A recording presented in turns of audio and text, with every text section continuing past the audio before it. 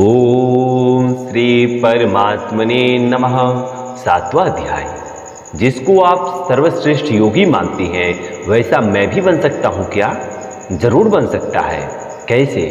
भगवान बोले, हे पार्थ, मुझ में ही आसक्त मन वाला और मेरा ही आश्रय लेकर मेरा भजन करते हुए तो निस्संदेह मेरे समग्र रूप को जान जाएगा। तो जिस प्रकार मेरे समग्र रूप को जानेगा वह मुझसे सुन। उस समग्र रूप को जानने के लिए मैं तुझे विज्ञान सहित ज्ञान संपूर्णता से कहूंगा, जिसको जानकर फिर तेरे लिए इस मनुष्य लोक में कुछ भी जानना बाकी नहीं रहेगा। जब ऐसी बात है तो फिर सब मनुष्य आपके समग्र रूप को क्यों नहीं जान लेते? इधर स्वतः प्रवृत्ति बहुत कम मनुष्यों की है। हजारों में से कोई एक मनुष्य अपने कल्याण के लिए यत्न करता है। उन यत्न करने वाले सिद्धों में भी कोई एक ही मेरे समग्र रूप को तत्व से जानता है। आपका वह समरूप क्या है?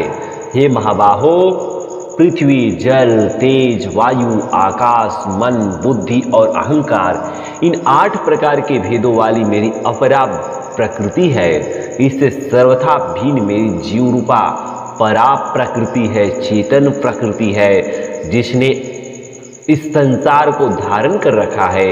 इन अपरा और परा दोनों प्रकृतियों के संयोग से ही संपूर्ण प्राणी उत्पन्न होते हैं। इनका भी मूल कारण कौन है भगवान? मैं ही संपूर्ण संसार का मूल कारण हूँ, क्योंकि संसार मुझसे ही उत्पन्न होती है और मुझ में ही लीन होता है। हे धनंजय, मेरे सिवाय इस संसार का दूसरा कोई किंचित मात्र भी कारण नहीं है। जैसे सूत की बनाई हुई मणियाँ सूत के धागे में ही पिरोई जाए तो उस माला में सब सूत ही सूत है, ऐसे ही संपूर्ण संसार में मैं ही मैं हूँ। पर मैं इस बात को कैसे समझूं भगवान? हे कुंती नंदन, जल में रस मैं हूँ, सूर्य और चंद्रमा में प्रभा मैं हूँ, संपूर्ण वेदों में प्रवण मैं हूँ, आकाश में शब्द मैं हूँ, मनुष्यों में पुरुषार्थ मैं हूँ, पृथ्वी में पवित्र गंध मैं हूँ, अग्नि में तेज मैं हूँ, संपूर्ण प्राणियों में जीवन शक्ति, जीवनी शक्ति मैं हूँ और तपस्वियों का तप मैं हूँ। हे पार्थ, संपूर्ण प्राणियों का अनादि बीज मुझे ही जान, बुद्धिमानों की बुद्धि और तेजस्वी पुरुषों का तेज मैं हूँ। हे भरतवंशियों में श्रेष्ठ अर्जुन, बलवानों में कामना और आसक्ति से रहित बल मैं हूँ, मनुष्यों में धर्म से युक्त काम मैं हूँ। और तो क्या कहूँ, जितने भी सात्विक, राजस और तामस भाव है वे सब मुझसे ही होते हैं, ऐसा समझ। परंतु मैं उनमें और वे मुझ में नहीं है, अर्थात मैं उनसे सर्वथा अतीत निर्लिप्त हूँ। यदि ऐसी बात है तो सब लोग आपको ऐसा क्यों नहीं जानते? वे सत्व, रज और तम, इन तीनों गुणों से मोहित रहते हैं, अर्थात संसार में ही रचे पचे रहते हैं। इसलिए वे इन तीनों गुणों से अतीत और अविनाशी मुझे नहीं जानते। तो फिर आपको कौन जानते हैं? मेरे इस तीनों गुणों वाली माया को पार करना बड़ा ही कठिन है। जो इस माया से विमुख होकर केवल मेरे ही शरण हो जाते हैं वे मेरी कृपा से इस माया को तर जाते हैं, अर्थात मुझे जान जाते हैं। जब ऐसी बात है तो फिर सब आपके शरण क्यों नहीं आते? जो असुर भाव का आश्रय लेने वाला है और माया से जिनका ज्ञान ढका हुआ है, ऐसे मनुष्यों में महान, नीच तथा पाप कर्म करने वाले मूढ़ मनुष्य मेरे शरण नहीं होते हैं। तो फिर आपके शरण कौन होते हैं भगवान? हे भरतवंशियों में श्रेष्ठ अर्जुन, अर्थार्थी, आर्त, जिज्ञासु और ज्ञानी, ये 4 प्रकार के सुकृति भक्त मेरा भजन करते हैं, अर्थात मेरे शरण होते हैं। इन चारों में श्रेष्ठ कौन है? इन चारों भक्तों में अनन्य भक्ति वाली ज्ञानी भक्त श्रेष्ठ है, क्योंकि वह निरंतर मुझ में लगा रहता है, इसलिए मैं उसको और वह मुझे अत्यंत प्यारा है। क्या दूसरा भक्त श्रेष्ठ नहीं है? वे सभी उदार हैं, श्रेष्ठ हैं। उदार है, श्रेष्ठ नहीं। फिर ऐसी भक्ति में क्या, फिर प्रेमी भक्त में क्या विशेषता हुई? प्रेमी भक्त तो मेरी आत्मा स्वरूप, क्या दूसरे भक्त श्रेष्ठ नहीं है? वे सभी उदार हैं, श्रेष्ठ हैं। फिर प्रेमी भक्त में क्या विशेषता हुई? प्रेमी भक्तों में आत्मा ही है, ऐसा मेरा मत है। क्योंकि जिससे श्रेष्ठ दूसरा कोई गति नहीं है, ऐसी मुझ में ही लगा हुआ है, मुझ में ही दृढ़ आस्था वाला है। तात्पर्य है, अर्थार्थी में धन की दीक्षा है, आर्ति में दुख दूर करने की दीक्षा है और जिज्ञासु में तत्व को जानने की जिज्ञासा है। परंतु ज्ञानी में तो किसी भी तरह की कोई इच्छा नहीं है। ज्ञानी अर्थात प्रेमी भक्ति की इतनी महिमा क्यों है? बहुत जन्मों के अंतिम इस मनुष्य जन्म में मेरे शरण होकर सब कुछ वासुदेव हुए हैं। ऐसा ज्ञानवान महात्मा संसार में अत्यंत दुर्लभ है। ऐसा प्रेमी भक्त न होने में क्या कारण है?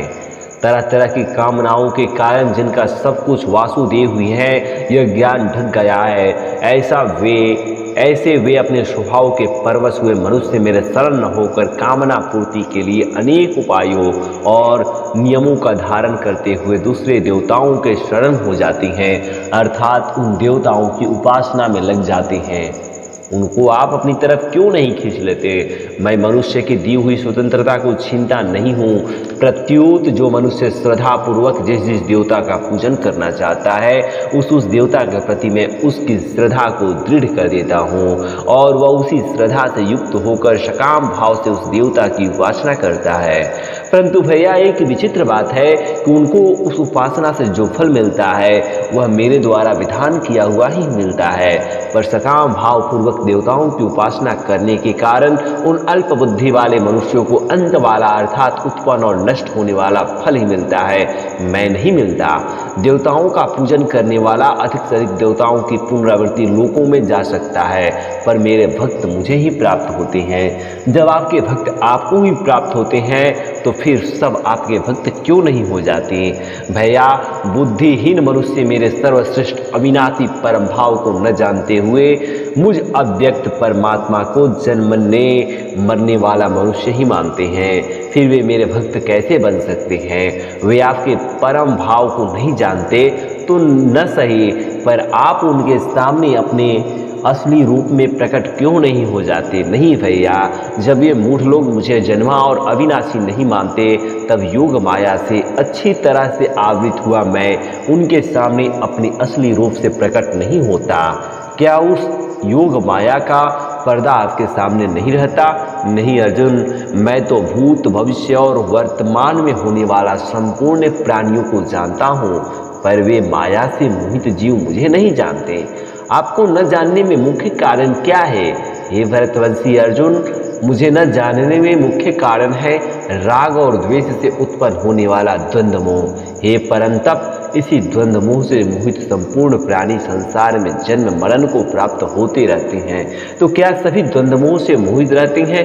नहीं, जिन पुण्य कर्मा मनुष्यों के पाप नष्ट हो गए हैं वे द्वंद्व मोह से रहित हो जाते हैं और दृढ़ व्रती होकर मेरे भजन में लग जाते हैं।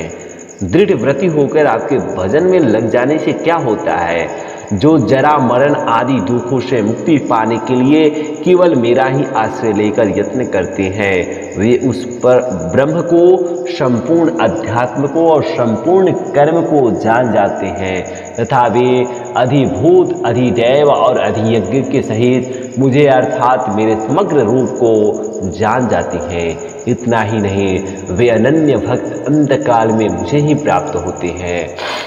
जय श्री कृष्णा, राधे राधे। मिलते हैं अगले वीडियो में, तब तक के लिए धन्यवाद।